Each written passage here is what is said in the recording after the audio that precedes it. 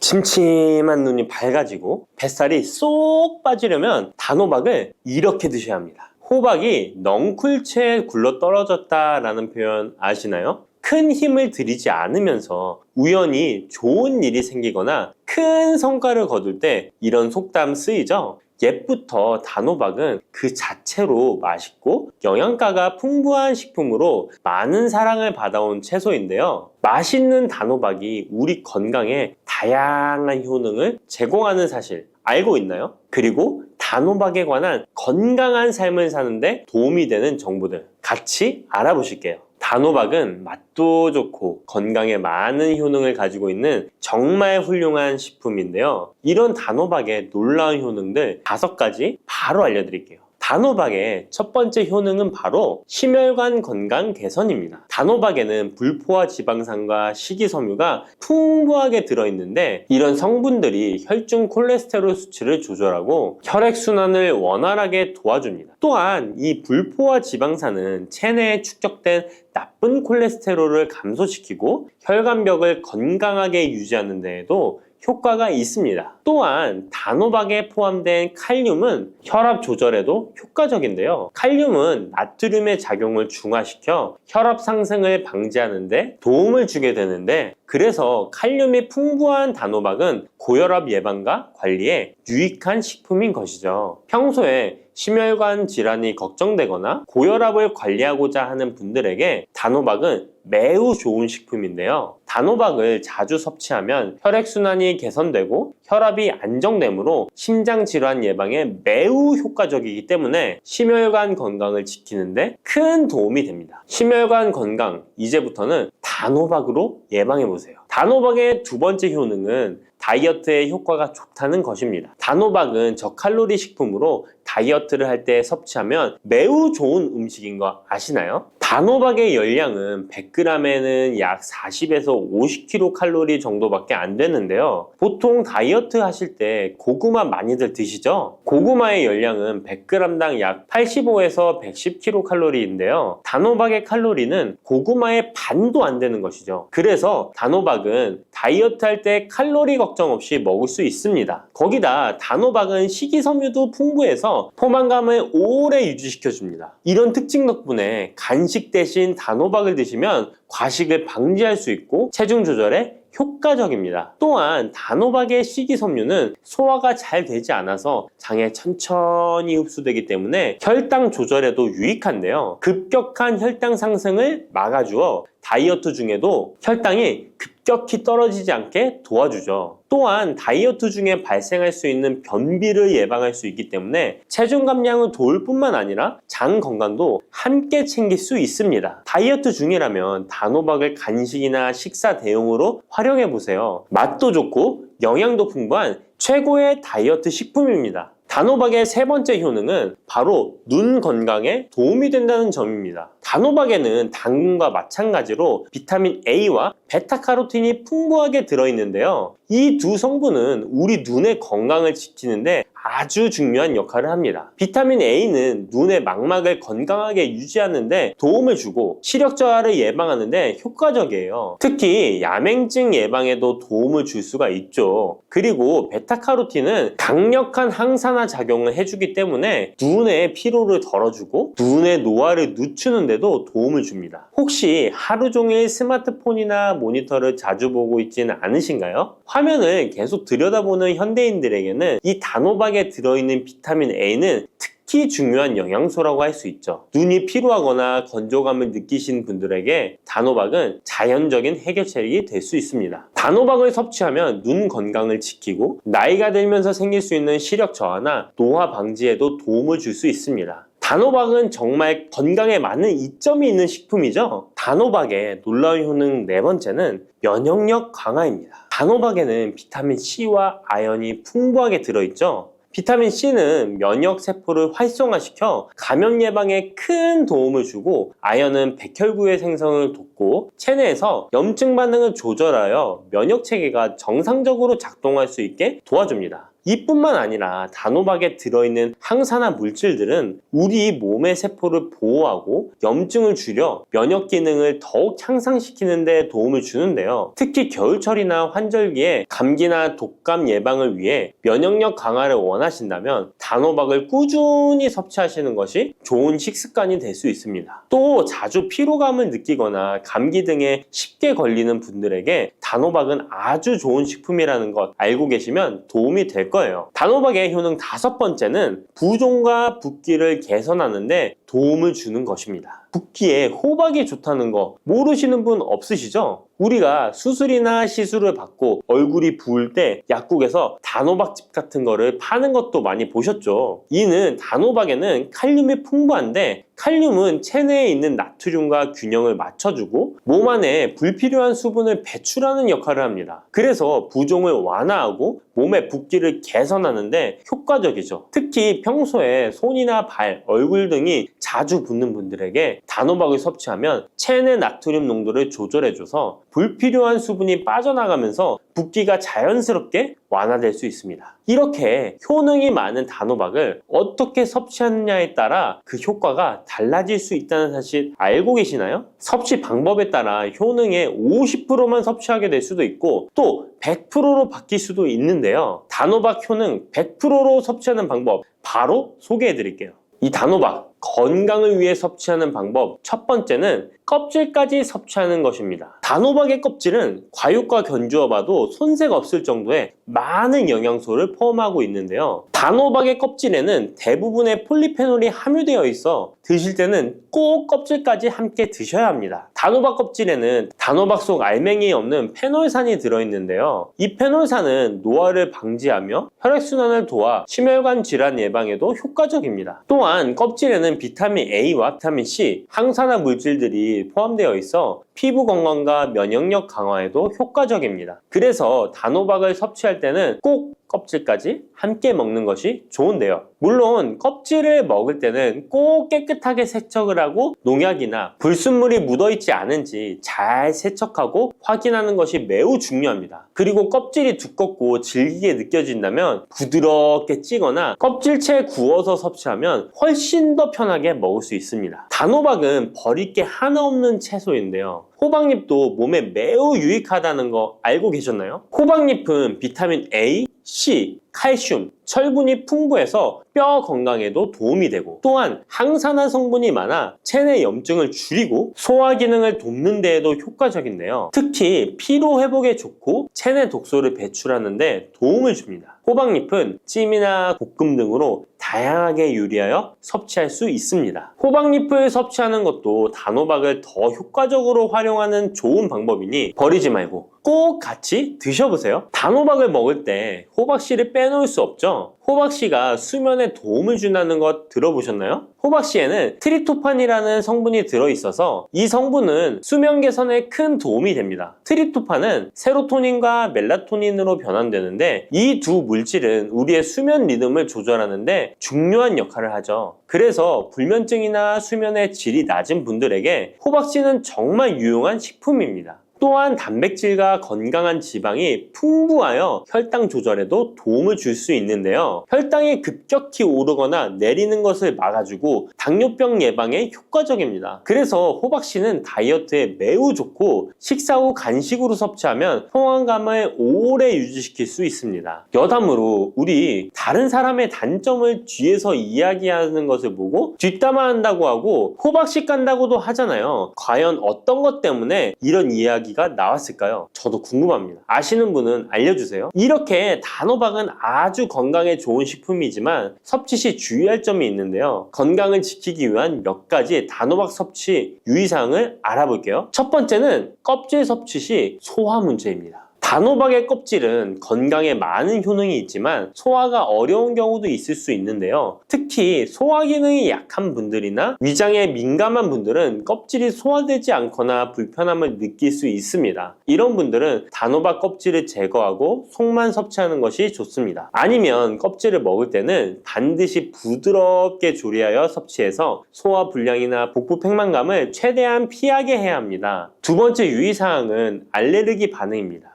단호박은 일반적으로 알레르기 반응을 일으키는 경우가 드물지만 일부 사람들은 호박에 알레르기가 있을 수 있는데요. 특히 호박이나 호박씨에 민감한 분들은 섭취 후 발진이나 가려움 등의 증상을 경험할 수 있습니다. 이런 증상이 나타난다면 단호박 섭취를 바로 중지하고 알레르기 전문의와 상담하는 것이 좋습니다. 알레르기 반응은 개인의 체질에 따라 다를 수 있기 때문에 처음 먹을 때는 소량으로 섭취하여 반응을 확인하는 것이 안전하다는 거 기억해 주세요. 단호박 섭취에 유의해야 할 사항 세 번째는 신장 질환이 있는 사람의 섭취입니다. 단호박은 칼륨이 풍부한 식품인데요. 신장 기능이 약한 분들은 칼륨 과다 섭취가 문제가 될 수 있습니다. 칼륨이 과잉 섭취되면 신장에 부담을 줘서 부종이나 혈압 상승 등의 문제가 발생할 수 있기 때문인데요. 신장 질환이 있는 사람은 칼슘 섭취를 조절해야 하므로 단호박을 섭취하기 전에 반드시 의사와 상담하는 것이 좋습니다. 신장에 문제가 있는 분들은 단호박 섭취 시에 본인에게 맞는 양을 조절하여 섭취해야 합니다. 네 번째, 단호박 섭취 시 유의사항은 다이어트 시 과잉 섭취입니다. 아까 얘기 드렸듯이 단호박은 다이어트에 유익한 식품이라고 했잖아요. 하지만 다이어트에 도움이 되는 단호박도 조리 방법에 따라 칼로리가 달라질 수 있습니다. 예를 들어 단호박을 버터나 크림 등 고칼로리 재료와 함께 조리하면 그만큼 칼로리가 높아져서 다이어트에 좋지 않을 수 있습니다. 다이어트를 하시는 분들은 단호박을 찌거나 구운 방법으로 조리하고 고칼로리 재료를 피하는 것이 건강하고 성공적인 다이어트를 위해서 꼭 필요합니다. 또한 단호박에 포함된 당분은 비교적 낮지만 당뇨가 있는 사람은 과도하게 섭취하지 않도록 주의해야 합니다. 마찬가지로 다이어트 중에도 혈당의 급격한 상승을 막기 위해 적당량을 섭취하는 것이 중요합니다. 녹두는 이렇게 드셔야 당뇨가 예방되고 혈당이 쑥 떨어집니다. 한의학에서는 약으로 사용할 정도로 약효가 뛰어난 식재료가 녹두입니다. 우리 선조들은 이 약효를 잘 알고 일반 가정에서도 많이 사용했습니다. 이런 녹두가 만병의 근원인 고혈압과 당뇨에도 좋다는 사실 알고 계셨나요? 그런데 이렇게 좋다는 녹두도 잘 알고 드셔야 하는데요. 잘못 드시면 우리 몸에 독이 될 수도 있고 잘 드시면 보약이 될 수도 있습니다. 녹두는 어떻게 또 무엇과 먹어야 되고 주의할 점은 무엇인지 모두 알려드릴게요. 녹두에 약간 거친 식감을 싫어하시는 분들이 껍질을 까고 녹두 속 알맹이만 드시는데요. 녹두에 놀라운 영양 성분들이 거의 다 껍질에 있기 때문에 녹두 껍질은 반드시 함께 드셔야 합니다. 녹두에는 식이섬유가 풍부하고 소화를 돕는 효소가 많아 소화가 잘 안 되는 분들이 드시면 도움이 되는데요. 녹두에 풍부한 식이섬유가 장 운동을 활발하게 하고 소화를 돕는 효소가 장내의 유익균을 풍성하게 해줘 장 건강을 개선해 줄 수 있습니다. 우리 선조들은 기억력이 많이 약해진 환자에게 녹두죽을 먹여 몸을 회복시켜 주었는데요. 그만큼 몸이 약해진 환자들의 몸에도 흡수가 잘 될 만큼 녹두가 우리 몸에 좋다는 것이죠. 놀랍게도 녹두에는 마그네슘, 칼슘과 같은 미네랄 성분들도 풍부한데요. 이 풍부한 칼슘은 골다공증을 예방하고 뼈를 튼튼하게 하는 효과가 있습니다. 칼슘이 뼈를 이루는 주성분인 것은 잘 알고 계시죠? 마그네슘은 이런 필수 미네랄인 칼슘의 흡수를 도와주기 때문에 녹두가 뼈 건강에도 놀라운 효능을 발휘할 수 있는 것입니다. 그런데 녹두는 성질이 차기 때문에 몸이 찬 분들은 주의해서 드시는 게 좋은데요. 이 때문에 녹두의 껍질을 벗기고 드시는 분들이 있습니다. 하지만 마늘과 함께 드신다면 몸이 찬 분들도 조금 더 편안하게 녹두를 드실 수 있습니다. 마늘의 따뜻한 성질이 녹두의 찬 성질을 중화시켜주기 때문이죠. 이뿐만 아니라 마늘이 대표적인 항암식품인 사실은 알고 계시잖아요. 마늘에는 S알리시스테인과 알리신이라는 성분이 풍부해서 암세포를 억제하고 사면시켜주는 효능이 있습니다. 또한 강력한 항산화 성분인 폴리페놀이 많이 들어있어서 나쁜 콜레스테롤의 성장을 막아 혈관을 깨끗하게 만들어주기 때문에 심혈관 질환에 매우 탁월하답니다. 이뿐만 아니라 체내 지방의 대사를 촉진하여 지방 분해를 통해 체지방을 제거하고 비만을 예방하는 효능까지 있는 놀라운 식품이죠. 그래서 마늘을 녹두와 함께 드시면 시너지 효과가 있기 때문에 우리 몸에 보약이 될 수 있습니다. 마늘과 녹두를 함께 먹을 수 있는 가장 간단한 방법은 마늘 녹두밥을 지어 먹으면 되는데요. 녹두를 물에 충분히 불려서 밥을 하시면 녹두 껍질의 거친 식감을 완화시켜 편하게 드실 수 있습니다. 그리고 우리가 녹두하면 생각나는 대표적인 음식이 녹두 빈대떡이 있는데요. 맛있는 녹두 빈대떡에 돼지고기를 갈아서 함께 부쳐 먹기도 하죠. 이 방법은 영양학적으로도 탁월한 조합이 됩니다. 녹두에 부족한 필수 아미노산인 트립토판 같은 성분이 돼지고기에 풍부하게 들어있기 때문인데요. 트립토판이나 메티오닌 같은 필수 아미노산은 우리 몸에서 합성되지 않아 반드시 음식을 통해 섭취해야 합니다. 돼지고기가 이런 아미노산의 훌륭한 공급원이 될 수 있기 때문에 나이가 들면서 기력이 약해진 분들이 녹두와 돼지고기를 함께 드시게 되면 기력 회복에 좋은 효과를 보실 수 있습니다. 또한 돼지고기에는 단백질이 풍부하여 근육을 튼튼하게 하는데 도움을 주고 풍부한 비타민 B1은 피로 회복과 신경 안정에도 매우 효과적입니다. 철분도 풍부해 나이가 들며 부족해지는 철분 보충에도 효과를 볼 수 있고 필수 지방산인 리놀렌산이 많아 동맥경화와 고혈압 같은 성인병의 예방, 아연, 셀레늄, 비타민 B6 등의 영양소가 면역력을 강화하는 데에도 도움을 줍니다. 녹두는 또한 혈당을 낮춰주고 인슐린 감수성을 높여주는 효능이 있어서 당뇨 관리에도 너무 좋은 식품인데요. 풍부한 식이섬유는 소장에서 당의 흡수를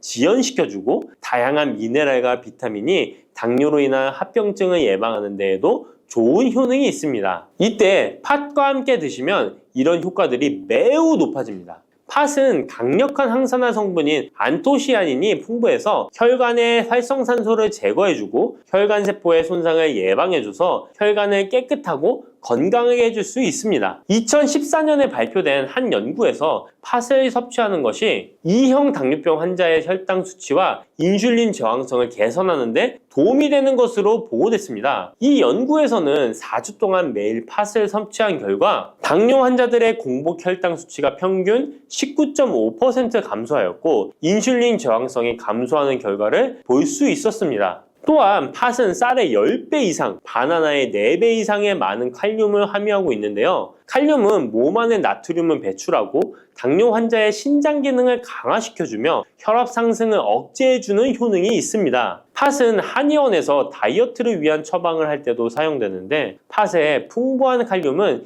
이뇨작용을 통해 부종을 줄여줄 수 있기 때문에 지방이 몸에 축적이 잘 되어 살이 찌는 사람에게 효과적입니다. 특히 쉽게 붓고 살이 찌는 분들에게 더욱 효과가 좋은데요. 한 실험에서 실험지에 팥 추출물을 먹였더니 체지방 함량이 30% 이상 줄었고 몸무게도 37%나 감소한 결과를 발표하기도 했습니다. 자, 이렇게 녹두와 함께 복용하면 좋은 식품들을 알아보았는데요. 그렇다면 녹두를 복용할 때 주의할 점은 어떤 것이 있는지도 한번 살펴보겠습니다. 첫 번째는 녹두의 차가운 성질인데요. 녹두의 차가운 성질은 우리 몸의 열을 낮춰주고 스트레스를 해소하는 효과가 있습니다. 또한 염증 완화를 시키고 통증을 줄이는 데도 도움이 되는데요. 그래서 녹두로 속을 채운 베개를 쓰면 두통이 완화되기도 합니다. 다만 이런 찬 효능 때문에 녹두를 드실 때 주의하셔야 하는데요. 평소 몸이 찬 분들이 녹두를 많이 드시게 되면 오히려 몸에 해가 될 수 있습니다. 위나 장이 차가워지면 소화력이 떨어지고 복통이나 변비, 설사가 나타날 수 있습니다. 이런 분들이 녹두를 드시려면 앞에서 알려드린 대로 마늘과 함께 드셔보시기 바랍니다. 그리고 두 번째 주의할 점은 바로 녹두의 강력한 해독작용입니다. 녹두의 해독작용은 우리 몸의 중요한 장기 중 하나인 간에 많은 도움을 주는데요. 간은 우리 몸의 독소를 해독하는 역할을 맡고 있는데 녹두가 이런 간의 해독 기능을 도와주게 됩니다. 녹두의 풍부한 단백질과 펩타이드는 간 해독작용에 필요한 글루타치온의 원료를 공급해주며 체내에 중금속과 독성물질과 결합하여 몸 밖으로 내보내는 역할을 하게 됩니다. 특히 중금속 해독 연구에서는 납, 카드뮴 등의 흡수를 억제하거나 배출을 도와서 독성 완화 효과를 보여주기도 했습니다. 하지만 이런 효과가 우리가 보약을 복용하는 경우에는 상극이 될 수 있습니다. 보약의 효과가 녹두의 해독작용 때문에 많이 사라져버릴 수 있기 때문입니다. 그래서 한의원에서 한약을 지으면 녹두나 숙주나물을 먹지 말라고 얘기하는 겁니다. 이런 녹두의 해독작용은 녹두의 껍질에 있는 성분 때문에 나타나게 되는데요. 따라서 껍질을 제거하고 만든 요리나 녹두 전분으로 만든 청포묵, 녹두당면을 드시면 녹두의 해독작용은 누릴 수가 없습니다. 물론 녹두 껍질을 제거해도 알맹이에 영양 성분들이 풍부한데요. 해독작용이 필요한 경우에는 껍질을 제거하지 않고 복용하시는 게 좋습니다. 세 번째로 복용 시에 주의할 점은 녹두의 풍부한 칼륨입니다. 앞에서 얘기했던 것처럼 칼륨은 나트륨을 배출해주며 당뇨와 고혈압에 도움이 되지만 신장이 약하신 분들에게는 간혹 독이 될 수 있습니다. 신장이 약하신 분들이 녹두를 필요 이상 많이 드시게 되면 칼륨 배출이 제대로 안 되면서 몸에 칼륨이 쌓여서 고칼륨 혈증이 발생할 수 있습니다. 그렇게 되면 근육 약화나 부정맥, 심장 질환 등의 증상이 발생할 수 있으니까 신장이 약하신 분들은 과도하게 많이 드시지 않는 게 좋습니다. 따뜻한 생강차 한 모금이 생각이 많이 나는데요. 저는 꼭 생강을 사다가 꿀을 넣은 생강청을 해놔서 자주 마시곤 합니다. 알싸한 생강차를 마시면 몸이 따뜻해지는 게 느껴지더라고요. 몸이 차신 분들은 생강이 몸을 데우는데 효과가 있다고 많이 들어보셨을 거예요. 과연 진짜 이 생강은 우리의 몸을 따뜻하게 해주는 효과가 있을까요? 또 어떤 방법으로 먹어야 효과가 좋을지 같이 알아볼게요. 생강은 다양한 건강 효능을 가지고 있어 요즘 많은 사람들이 주목하는 식품 중 하나인 거 알고 계시나요? 생강은 우리 몸에 여러 가지 유익한 성분들이 함유되어 있는데요. 그 중에서도 진저론, 쇼가올, 진저롤 성분들은 생강의 특유의 매운맛과 향을 내는 성분들이기도 합니다. 특히 이 성분들은 노년층에게도 유익한 성분이라서 건강관리에 큰 도움이 될 수 있는데요. 주목할 만한 생강의 대표적인 성분 3가지 바로 소개해 드릴게요. 생강의 첫 번째 성분은 진저론입니다. 진저론은 생강에서 가장 대표적인 활성 성분으로 생강의 매운맛과 특유의 향을 담당하고 있는데요. 진저론은 항산화 효능이 뛰어나며 세포 손상을 막아주고 노화를 예방하는 데 도움이 됩니다. 또한 진저론은 소염 작용을 가지고 있어 염증을 줄이고 통증 완화에도 효과가 있는데요. 류머티즘 관절염, 근육통, 기타 염증성 질환에 이 성분이 도움을 줄 수 있고 면역력을 증강시키는데 중요한 역할을 해서 특히 면역력이 약해질 수 있는 노년분들에게 매우 유익한 성분입니다. 생강의 두 번째 대표 성분은 쇼가올입니다. 쇼가올은 생강을 건조하거나 가열했을 때 생기는 물질인데요. 이 성분은 항암 효과가 있다고 알려져 있어 암 예방에 효과가 있습니다. 쇼가올은 진저론보다 강력한 항염증 작용을 하는데요. 이 성분은 염증을 유발하는 물질인 프로스타글란딘의 생성을 억제하는데 매우 효과적인 것으로 밝혀졌습니다. 쇼가올은 소화기 계통에 유익한 성분으로 유명한데요. 위의 점막을 보호하고 위염을 예방하며 소화불량을 개선하는 데 유용하며 위장을 자극하여 소화를 돕고 변비를 완화하는 데 중요한 역할을 합니다. 소화 기능이 떨어지기 쉬운 노년층에게 특히 유용한 성분입니다. 생강의 세 번째 대표 성분은 진저롤입니다. 진저롤은 생강을 신선한 상태에서 섭취할 때 함유되어 있는 성분인데요. 이 진저롤은 진통 효과가 뛰어나고 항염증 작용을 통해 몸의 염증을 줄이는 데 도움을 줍니다. 이 성분은 혈액순환을 촉진하고 체온을 올려주는 효과가 있어 특히 수족냉증에 효과적입니다. 어르신분들 중 혹시 겨울만 되면 손과 발이 차신 분들이 있으신가요? 생강의 이 성분은 노년층에게 자주 겪는 손발 차가운 문제를 해결하는 데 큰 도움이 될 수 있습니다. 또한 항균과 항바이러스 성질을 가지고 있어 감염 예방에 도움을 받을 수 있으므로 호흡기 질환을 예방하고 증상을 완화하는 데 효과적인 성분입니다. 혹시 중국의 성인 공자를 아시나요? 누구든지 한 번쯤은 들어보셨을 텐데요. 공자는 살아생전에 먹는 음식도 매우 철저하게 관리했다는데요. 공자가 매 식사마다 생강을 빼놓지 않고 먹었다는 것 알고 계셨나요? 공자는 생강이 얼마나 몸에 좋은지 그 옛날부터 알고 있었던 것이죠. 공자는 73세에 생을 마감했는데 그 옛날 평균 수명을 생각하면 어마어마하게 장수를 했던 것이죠. 이렇게 건강에 좋은 생강이 왜 그렇게 좋은지, 생강이 이 우리 건강에 어떤 도움이 되는지 4가지 주요 효능을 소개해 드릴게요. 생강의 효능 첫 번째는 면역력 강화입니다. 서울대 노화연구소에서 꼽은 면역력에 좋은 식품 3가지 안에 이 생강이 포함되는 거 알고 계셨나요? 생강에는 아까 소개해드렸던 3가지 성분 진저론, 쇼가울, 진저롤이 포함되어 있어 면역력을 강화하는 데 매우 효과적입니다. 특히 항염증 효과가 뛰어나 몸의 염증을 줄여주고 면역 체계가 더 강하게 작동하도록 도와주는데요. 면역력이 떨어지기 쉬운 노년층에게는 자주 섭취하는 것이 좋은 식품입니다. 생강을 꾸준히 섭취하면 감기나 각종 질병에 걸리는 확률을 낮출 수 있다는 거 잊지 마세요. 생강의 두 번째 효능은 항산화 효과입니다. 미국 국립암연구소가 꼽은 항산화 식품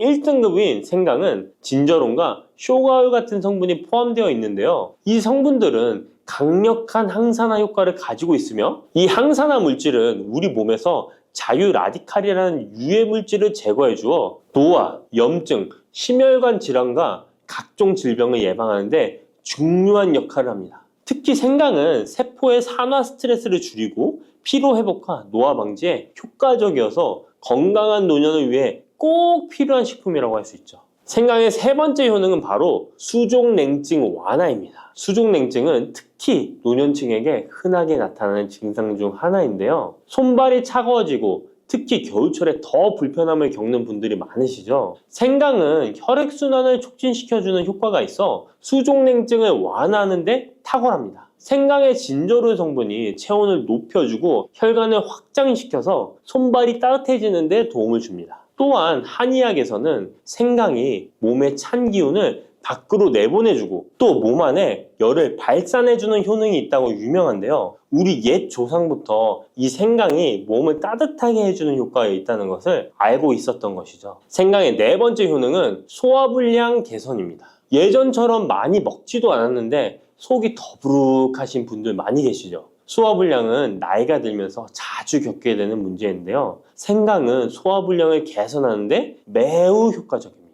생강에 포함된 쇼가울 성분은 위장의 운동을 촉진시키고 위염을 예방하는 데 도움이 되는데요. 또한 메스꺼움이나 구토 증상을 완화시켜주기 때문에 특히 소화기 계통에 문제가 있는 분들에게 좋습니다. 그런데 이렇게 좋은 생강 그냥 차로만 드시고 계시는 분 많으시죠? 각 방법은 그에 맞는 효능을 더욱 잘 발휘할 수 있기 때문에 여러 방법으로 생강을 활용하는 것이 좋습니다. 차로 드시는 것 말고도 여러 가지 섭취하는 방법에 대해 자세히 알려드릴게요. 첫 번째 방법은 가장 간단한 방법으로 생으로 먹는 것입니다. 생강을 얇게 썰어서 샐러드나 요리에 넣어 먹을 수 있는데요. 생으로 먹을 경우 생강의 모든 효능을 그대로 섭취할 수 있으며 항산화와 항염 효과를 가장 잘 느낄 수 있습니다. 물론 그 특유의 매운맛이 강하기 때문에 매운맛을 좋아하지 않는 분들은 식초에 절여주시거나 물에 조금 담가 매운기를 확 빼고 드시거나 생으로 조금 먹는 것이 좋습니다. 두 번째 방법은 생강을 말려서 먹는 방법입니다.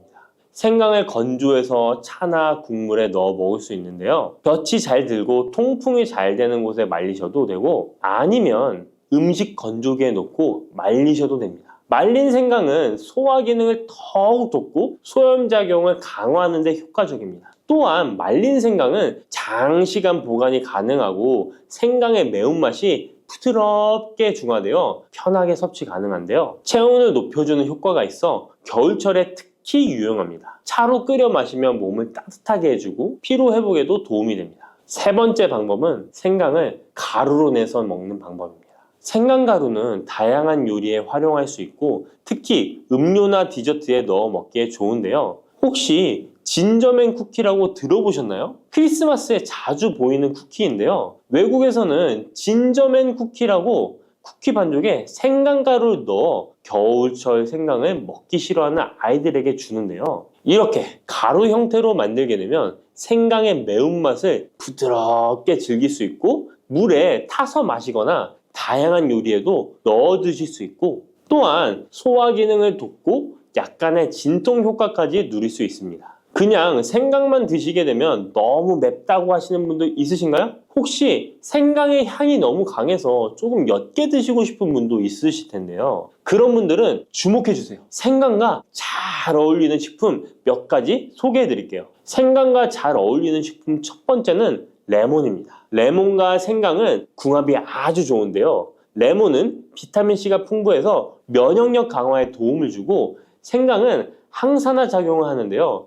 두 가지를 함께 섭취하면 서로 효과가 극대화돼서 특히 감기 예방에 탁월합니다. 또한 레몬은 소화 촉진에 도움을 주며 생강도 소화불량 개선에 뛰어난 효능이 있는데요. 이 둘을 함께 드시면 소화 기능이 개선되고 면역력 강화와 항산화 효과까지 배가 된다는 것 잊지 마세요. 생강과 레몬은 레몬 생강차나 레몬과 생강을 함께 넣은 샐러드로 드시는 것을 추천드립니다. 생강과 궁합이 좋은 식품 두 번째는 강황입니다. 강황은 생강과 함께 먹으면 항염증, 항암, 면역력 증진 효과가 매우 강력해지는데요. 강황의 주성분인 커큐민은 항염증과 항산화 작용이 뛰어나 생강의 진저론, 쇼가올, 진저롤과 함께 염증을 줄이고 세포 보호 효과를 극대화할 수 있습니다.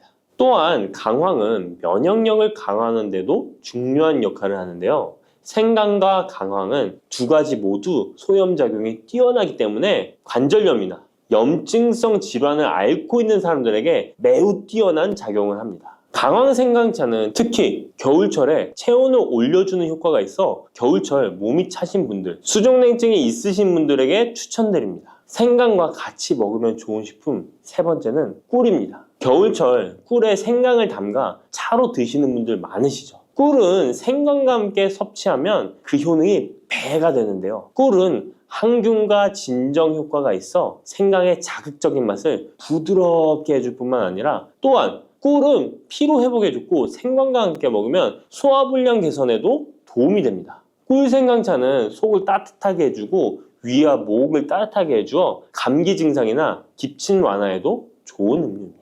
이렇게 건강에 좋은 생강, 몸에 좋다고 많이 드셔도 될까요? 모든 식품은 과, 유, 불, 급인데요. 생강도 마찬가지로 적절히 섭취해야 효과가 있습니다. 또한 잘못 먹으면 몸에 해가 되는 부작용이 있을 수 있기 때문에 몇 가지 유의사항을 알아두는 것이 중요한데요. 바로 알려드릴게요. 생강을 저장할 때 대충 비닐에 보관하셨다가 곰팡이 피신 분도 있으시죠? 생강은 곰팡이가 생기지 않도록 주의해야 하는데요. 생강은 수분 함량이 많아 습기에 민감하고 곰팡이가 쉽게 생길 수 있습니다. 이때 곰팡이가 생긴 생강은 섭취하지 않도록 하세요. 생강에 핀 곰팡이는 미코톡신이라는 독소를 생성하는데요. 일부 미코톡신은 인체에 매우 유독해 간과 신장, 면역체계에 심각한 손상을 줄 수 있습니다. 생강의 일부분만 곰팡이가 생겨도 이 독이 생강 전체에 퍼질 수 있어 곰팡이 핀 생강은 아깝더라도 전체 다 버리셔야 한다는 거 잊지 마세요. 곰팡이가 피지 않도록 생강을 보관할 때는 통풍이 잘 되는 곳에 보관하고 습기가 많은 곳은 피하는 것이 좋습니다. 생강은 많은 효능을 가지고 있지만 과다 섭취할 경우 부작용이 있을 수 있는데요. 너무 많이 지나치게 먹으면 속이 쓰리거나 위염이나 위장장애를 일으킬 수 있습니다. 하루에 2에서 3g 정도로 섭취하는 것이 적당하며 위장에 민감한 분들은 조금 더 적은 양을 섭취하는 것이 좋다는 것 기억하세요. 들깨를 이렇게 드시면 당뇨와 혈당이 싹 사라지고 치매도 예방할 수 있어요. 들기름, 들깨하면 무엇이 생각나시나요?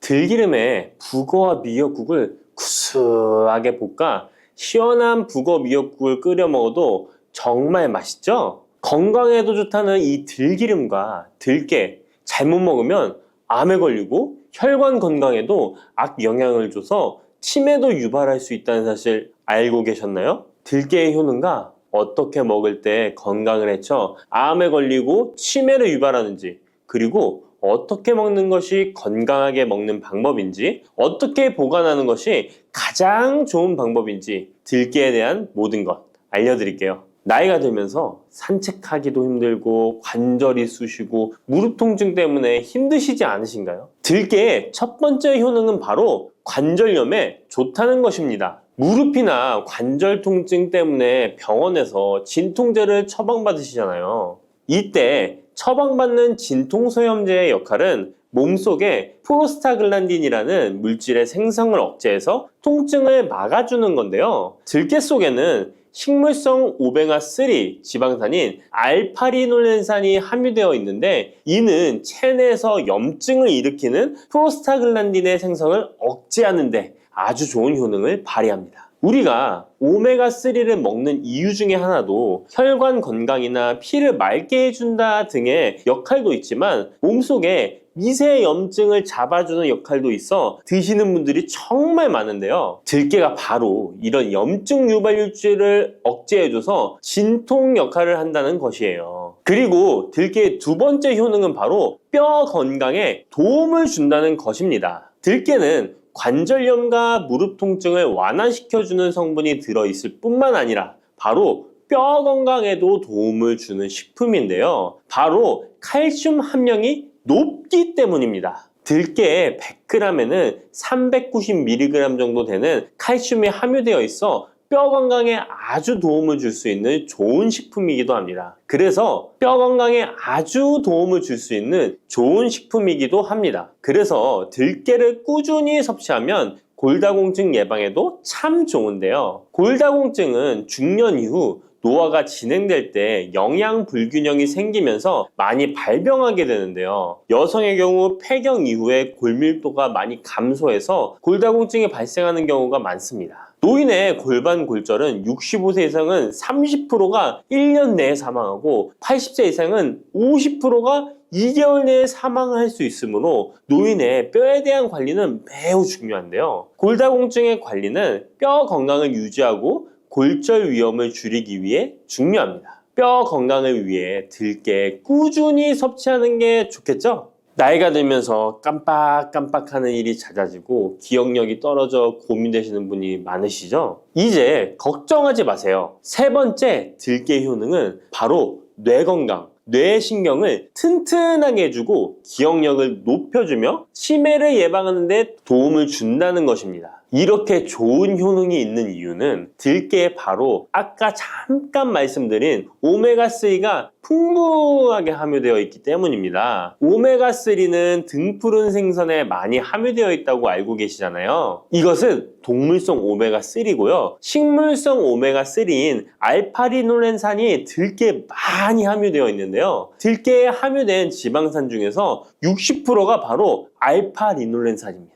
이 알파리놀렌산은 뇌신경 보호에 탁월한 효과가 있는데요. 어떻게 뇌신경을 보호하느냐? 뇌신경에 염증을 일으켜 망가뜨리는 사이토카인이라는 물질이 있는데요. 이런 사이토카인 물질의 분비를 감소시키고요. 또 알츠하이머 치매 환자의 뇌에 많이 발견되는 비정상적인 단백질인 베타 아밀로이드도 바로 이 알파리놀렌산이 감소시키기 때문입니다.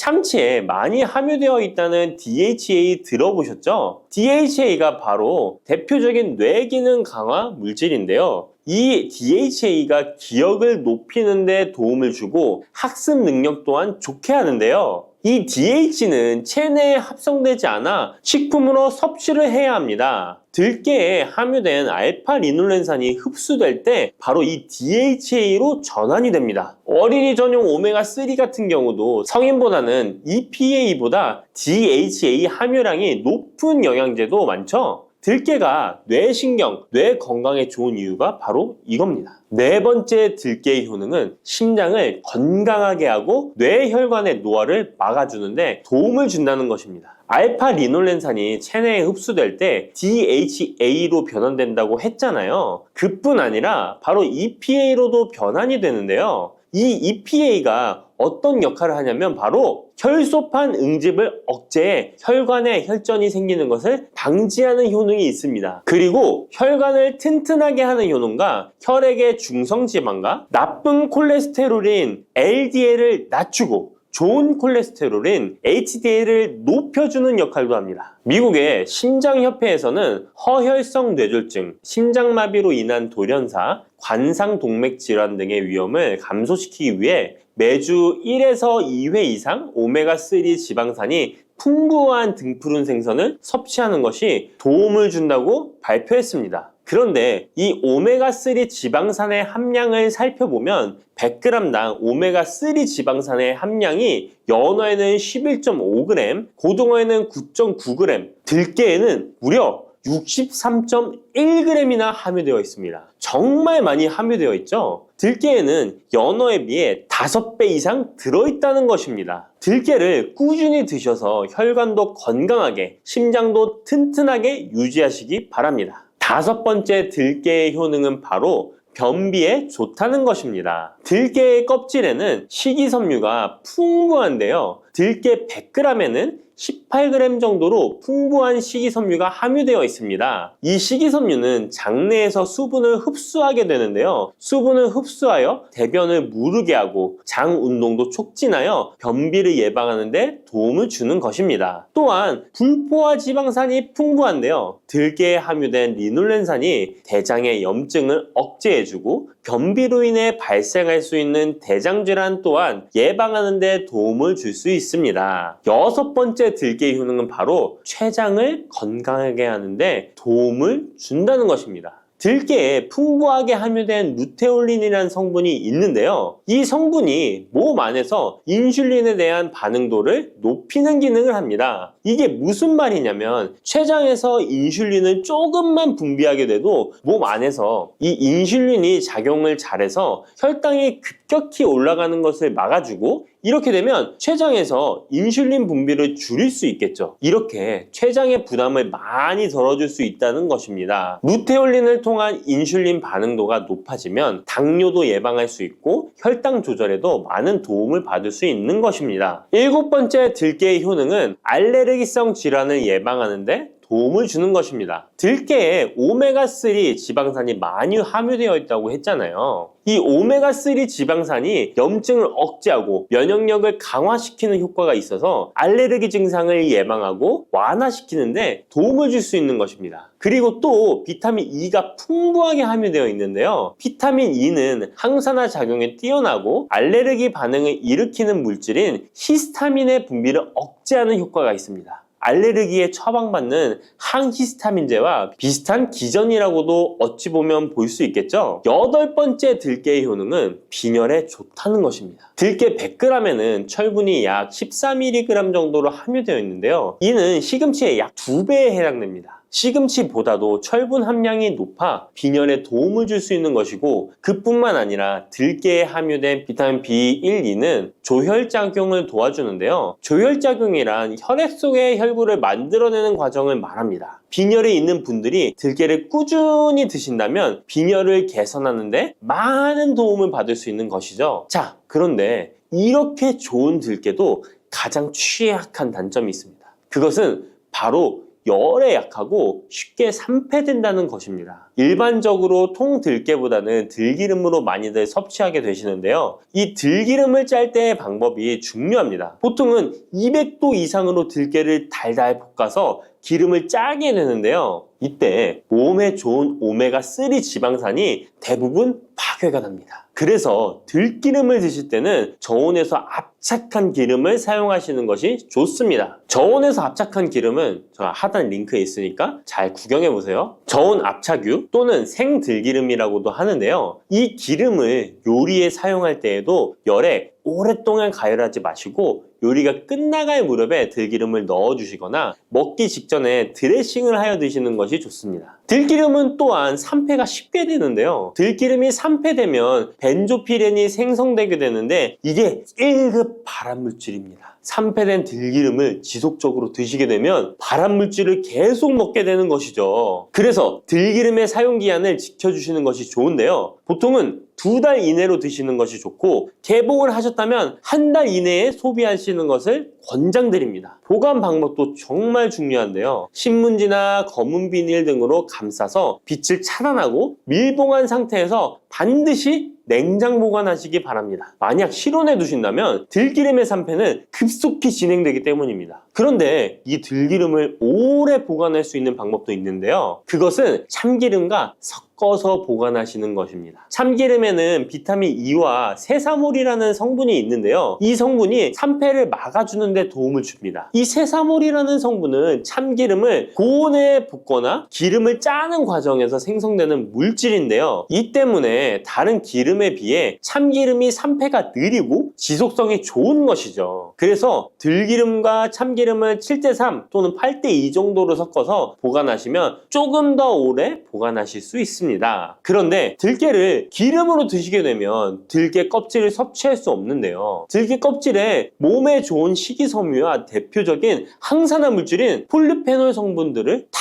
버리게 되는 것입니다. 그래서 들깨를 제대로 드시려면 들기름보다도 통들깨 자체로 드시는 것이 좋습니다. 마트에 가면 통들깨보다도 들깨 가루를 많이 판매하시는데요. 들깨 가루는 산패가 빨리 되기 때문에 통들깨를 구매해 드시길 바랍니다. 통들깨를 구매하시면 그 안에 작은 돌이라든지 이물질이 들어있어 세척을 잘 해주셔야 되는데요. 세척하는 방법 알려드릴게요. 먼저 들깨를 물에 담가 씻어줍니다. 그리고 물 위에 뜨는 것만 채로 걷어 옮겨주시기 바랍니다. 그렇게 하면 바닥에 이물질만 남는데요. 이것을 버리고 또 물에 담가 씻어주고 물 위에 뜨는 것만 채로 걷어 옮겨주시면 됩니다. 이 같은 작업을 3번, 4번 반복해주면 되는데요. 이렇게 하면 통들깨를 깨끗하게 세척할 수 있습니다. 깨끗하게 세척한 통들깨는 자연 건조해 주셔도 되긴 하지만 시간이 오래 걸리니 팬에 담아 약한 불로 건조시켜 주시거나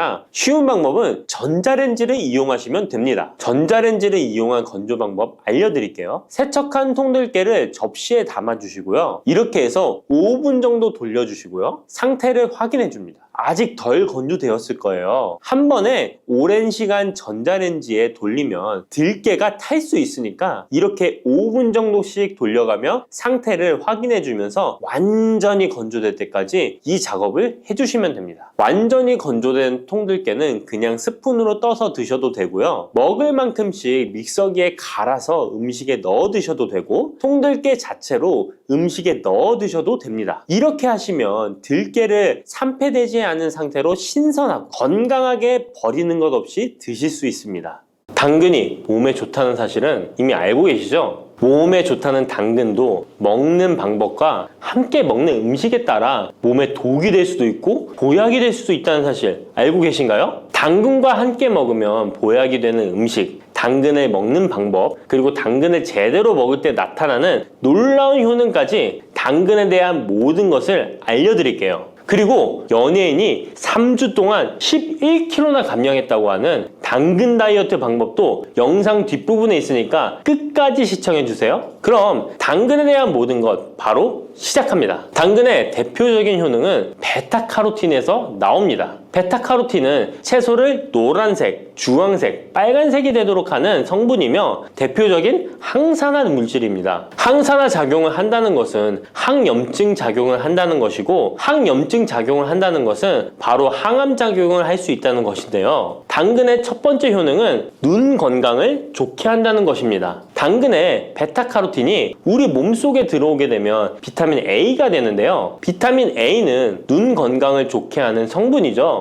당근을 먹으면 눈이 좋아진다는 말을 많이 들어보셨나요? 눈 건강을 위해 루테인을 드시는 분들이 점점 많아지고 있습니다. 그렇다면 눈에 좋다는 루테인, 영양제를 먹는 것과 당근을 먹는 것은 어떤 차이가 있을까요? 영양제와 당근에는 모두 비타민 A, 루테인, 지아잔틴 등이 들어있어서 시력을 유지하고 눈의 노화를 방지해주며 황반 변성 등의 질환도 예방해줍니다. 당근에는 여기에 비타민 C, 비타민 K, 그리고 필수 미네랄이 더 있어서 항산화 효과 및 뼈 건강에도 도움을 받을 수가 있게 되고요. 우리가 혈액순환이 잘 안 될 때는 루테인 영양제를 드신다고 해도 효과에 한계가 있을 수 있어서 평소에 당근을 좀 더 드셔보시는 걸 추천해 드립니다. 두 번째 당근의 효능은 노화 방지입니다. 이것도 베타카로틴의 효능과 관련이 있습니다. 노화가 된다는 것은 몸이 산화가 되고 염증이 많아진다는 것인데요. 염증이 몸 안에 곳곳에서 문제를 일으키게 되는 것이죠. 이런 염증을 없애주는 것이 바로 노화를 방지하는 건데요. 바로 당근의 베타카로틴과 비타민 C에는 강력한 항산화 작용으로 염증을 없애주고 노화를 방지해주는 것입니다. 세 번째 당근의 효능은 장을 건강하게 하고 당뇨를 예방한다는 것입니다. 요즘에 당근 주스 많이들 만들어 드시는데요. 착즙해서 드시는 분들 많으시죠? 약간 아쉬운 것은 착즙하고 남은 찌꺼기는 모두 버린다는 것입니다. 당근은 사실 식이섬유 폭탄이라고도 할 수 있는데요. 당근의 베타카로틴이 혈액 내의 염증을 제거하고 당근의 식이섬유는 장 속의 노폐물을 제거하는 역할을 해줍니다. 장 속에 유산균이 살아가려면 유산균의 먹이가 있어야 되는데요. 이 먹이를 프리바이오틱스라고 합니다. 그리고 프리바이오틱스의 역할을 해주는 것이 바로 당근의 식이섬유입니다. 또한 식이섬유는 당을 흡착하여 배출해주는 효능이 있습니다. 이 효능은 당이 우리 몸에 흡수되는 속도를 늦춰주기 때문에 혈당이 급격하게 오르는 것을 막아주게 됩니다. 이런 과정은 당뇨를 예방하는데 아주 탁월한 효능을 발휘하는 것이죠. 네 번째 당근의 효능은 암을 예방하는 것입니다. 암이 발생하는 여러 이유 중 하나는 염증이 계속해서 발생하기 때문인데요. 폐에 염증이 반복해서 발생하면 폐암이 될 가능성이 높고 위에 염증이 반복해서 발생하게 되면 위암이 될 가능성이 높은 것이죠. 또 한 가지 경우는 혈액순환이 잘 되지 않는 곳에 암이 발생할 가능성이 높아집니다. 혈액순환이 잘 되지 않게 되면 그곳에 영양분이 잘 전달되지 않고 문제가 생겨도 회복이 더디거나 악화가 될 가능성이 높아져서 결국 암으로 발전하게 된다는 것입니다. 이러한 문제들을 해결해 주는 것이 바로 항산화 성분이고 당근의 베타카로틴이 강력한 항산화 작용을 하여 암을 예방할 수 있는 것입니다. 간혹 흡연을 하는 분들이 베타카로틴을 섭취하면 폐암의 발병률이 높아진다고 하여 당근 섭취를 꺼리시는 분들이 있는데요. 걱정하지 않으셔도 됩니다. 암 발생은 당근과는 아무런 관련이 없습니다. 폐암이 발생했던 실험군은 당근을 섭취한 것이 아니고 베타카로틴 영양제를 섭취하는 것이었으며 당근을 섭취한 실험군은 오히려 암 발병률이 낮았다는 연구 결과가 있습니다. 다섯 번째 당근의 효능은 치매 예방입니다. 베타카로틴은 뇌혈관에도 작용을 하게 되는데요. 뇌혈관에 쌓이는 베타 아밀로이드를 제거하여 뇌신경을 활성화시켜주는 역할을 해줍니다. 이렇게 뇌신경이 활성화되면 기억력과 학습 능력이 향상되고 치매를 예방할 수 있게 되죠. 치매는 발병이 되면 치료하는 것은 거의 불가능해서 예방이 정말 중요한데요. 치매를 예방하는 데 가장 중요한 것이 혈관을 깨끗하게 하는 것입니다. 당근의 베타카로틴이 혈관을 깨끗하게 해주는 효능이 있으니 당근을 매일 하나씩 꾸준히 섭취하여 치매를 예방하시길 추천드립니다.